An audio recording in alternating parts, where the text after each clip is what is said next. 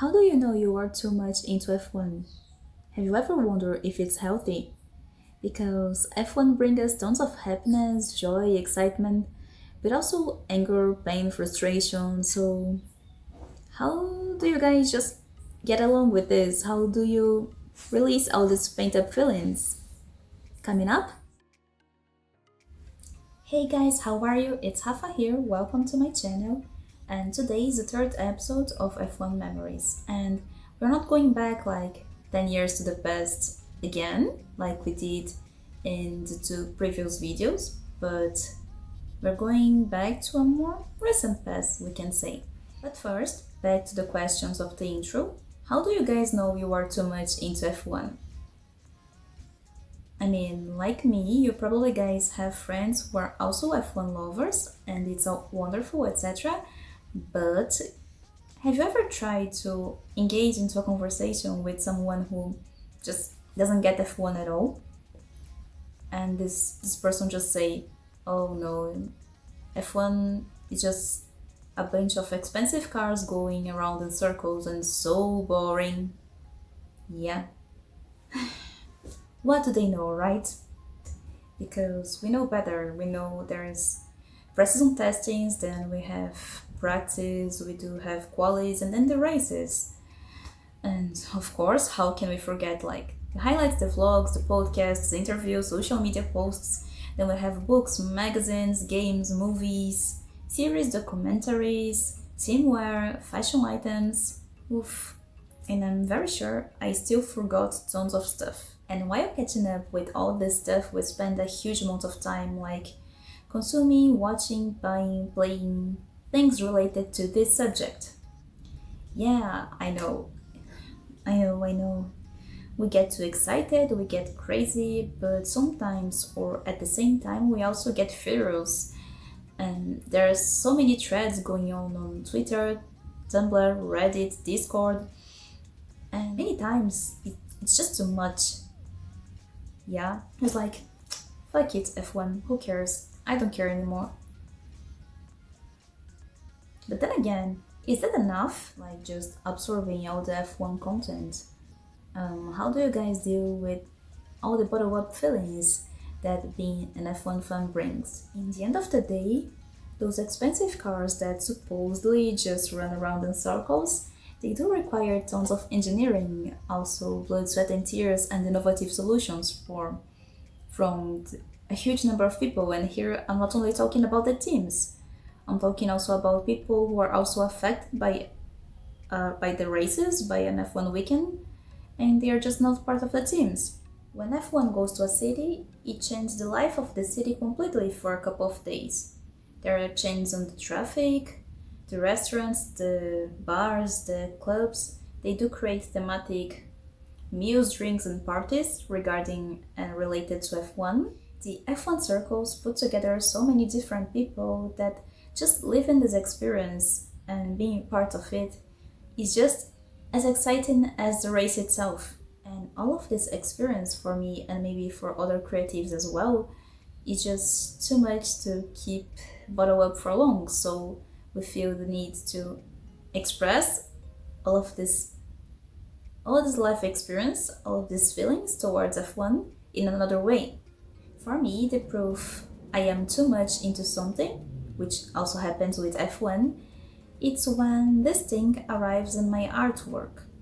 Because for me, art is not only a hobby, not only a passion, but it's also my work and career. So whatever means too much for me in other areas of my life, it ends being inspiration for the artwork. So this is when I know I am too much into something, when it touches me enough to get into my artwork. And side note here, I am a designer and a visual artist. So if you guys want to have a look, I'll let the links below of other videos of my works and also the links of my social medias like Instagram, so you can have a look. For me, art is also therapy and a way to process many intense emotions in a more healthy and constructive way. So since I think 2010, F1 has appeared a lot in my artworks. So since in the last video we went too much back into the past, like 10 years, this time we're going more into recent past, let's call it recent past, and to illustrate this kind of situation, this relationship between F1 and art, we're using Mr. Lando Norris as an example. I can't spell, alright?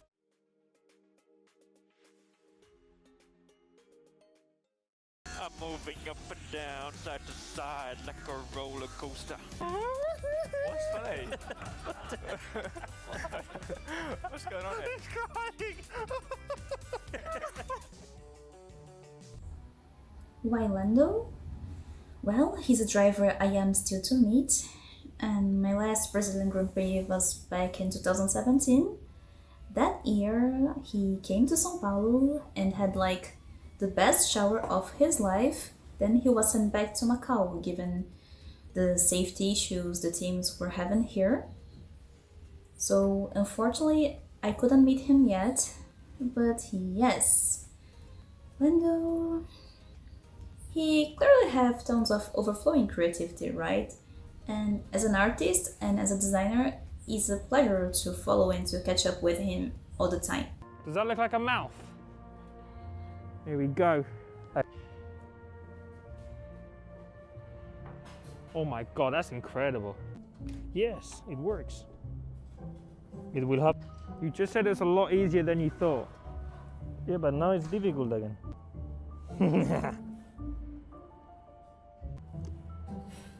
Oh, I broke his tooth off. How do I remove them? No, I will just color it. I feel like I've made him too happy. Yes, that's happy. That's a cute pumpkin. I don't know what's going on here. Yeah, I don't know what's going on. I'm just lost all vision. Oh, my legs. I'm so old. He usually says he's the kind of antisocial guy, we can say it, and the one who preferred to stay at home and playing games and sort of be left alone. And this is another factor, another reason why I can relate with him as well, because that's the same for me, even though I'm like 10 years older than him. And if I look to my friends, to my colleagues, we're all like this, right? We are all much more like geeky, nerds, introverts, so I can relate with him. Yeah, my people tend to be like Lando as well. Back to creativity, right? Can we please start with the logo? Like, look at this. The initials LN making a 4 out of the negative space. The message is simple there, and it's easy to remember, and absolutely satisfying to look at. Come on, gestalt, guys, just gestalt. I am right now a very happy designer here. Thumbs up, Lando. Then let's give a look into some helmets here. Okay, so first one, the one he used during 2020 filming day video. And this helmet looks so good. The colors and the elements are in a very good balance. And it looks amazing on camera, right? Both in cool or warm colors. And all the graphic elements, they are great, and they sort of have, how can I say it? They do have a fresh feeling that matches this new McLaren era, but at the same time they still look classy. At the same time, like those golden lines, they are just elegant. If Lando could use just like one helmet during all season, in my opinion, I think it should be this one. It looks very much like a signature one. Okay, so next one, we have this Quadrant one. I really like it. It's dark and it has very consistent and very graphic language. So do you guys remember this one? This one special for Jarv's last race? I just think it's so sweet and nice of him to pay this tribute to his engineer. Are you crying? Honestly, I think John deserves one as well, but you know, just saying that, just my opinion. Maria with a gifted sub. BVE. And about the thematic helmet, That pizza one, maybe I understand it's a joke, but it was for me a little bit too much because it feels a bit weird to just simplify a country and a culture just by their food. So not sure I like it, but again it's a joke. But the one he used for Mexico, actually I think it's pretty nice. At first it looks busy, but the colors work damn well together.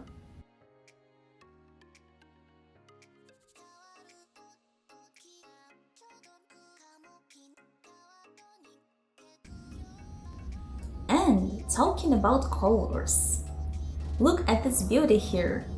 I think this one is my favorite one because it's so artistic and it's so intuitive. I mean, there's no big technique going on here, but it's just satisfying to look at.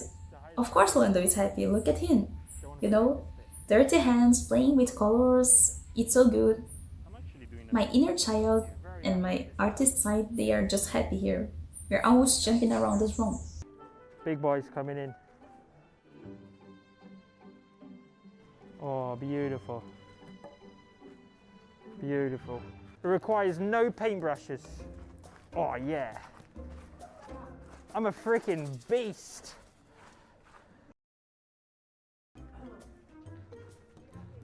I'm so happy.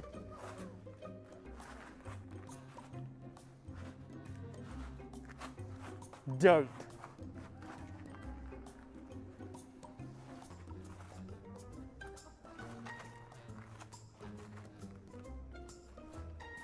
Bob Ross doesn't put his name on anything.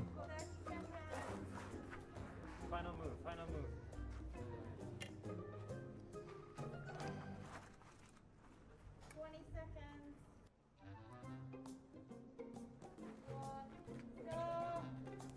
I'm very happy.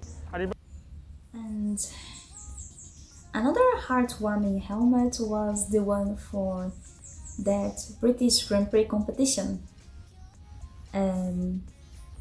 He did pick up the design of a young girl, I think you guys remember, right? And it was because it reminded him of his own childhood. And I think this girl will remember it for the rest of her life. Let's stop a moment and let's just appreciate the ink stains from the recording of the painting of the previous helmet. Yes, baby, yes. Oh, I got on my bracelet. Now, moving on from helmets, since we were talking about heartwarming moments, look at these pictures. I think this is self-explanatory, right? You can't have, like, all the team inside the car during a race, but in the end of the day, all the efforts are there and they are racing with the driver, so it's so good to see a driver really engaging with his team so much. Really, just good job.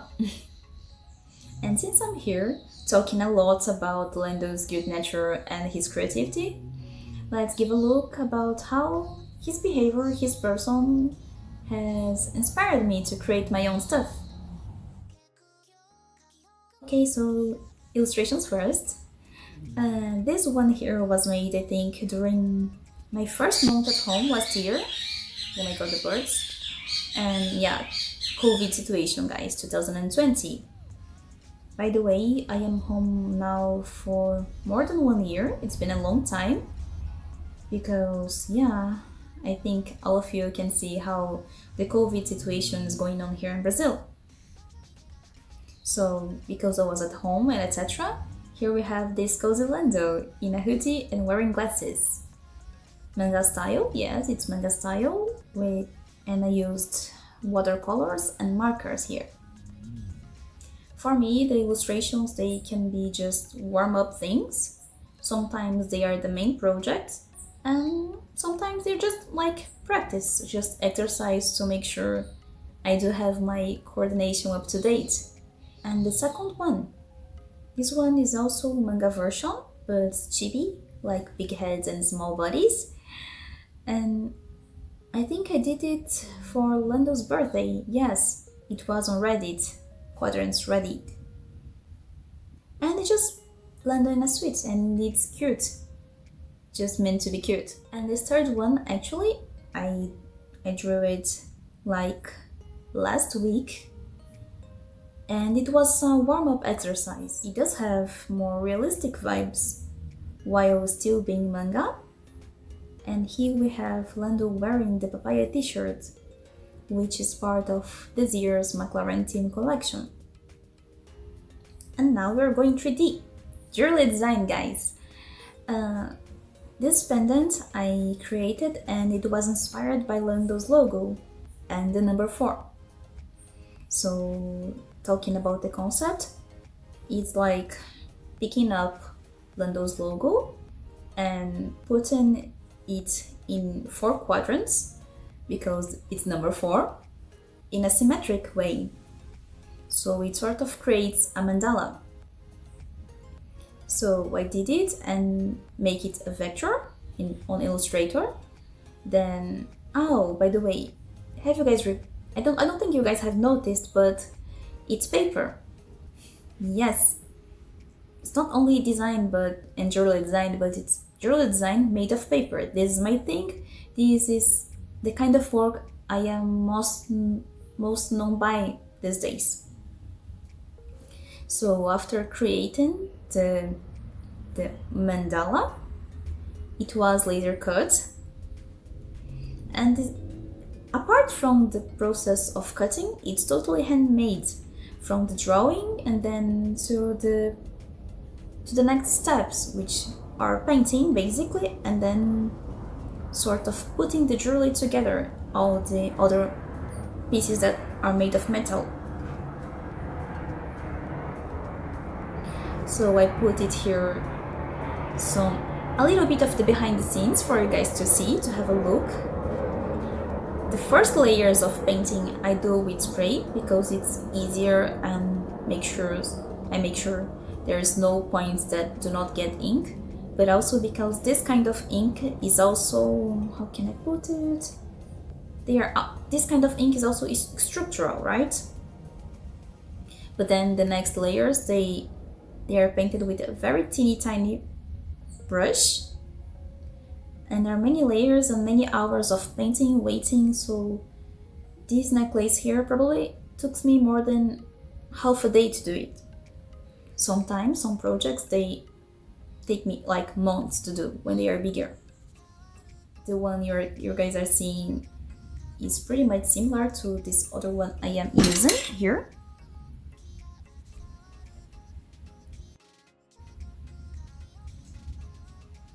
This one I'm wearing here is actually not finished because I'm not sure if I want to keep it golden. I do have another one, the one you guys saw in the Instagram account, which is golden, so I think maybe I'm going for silver, graphite, or maybe, who knows, quadrant green / yellow. But that's it, I just pick up a reference of a person, an F1 driver, and a logo that inspired me, and I transformed it according to my own experience, and it became a piece of jewelry, something wearable.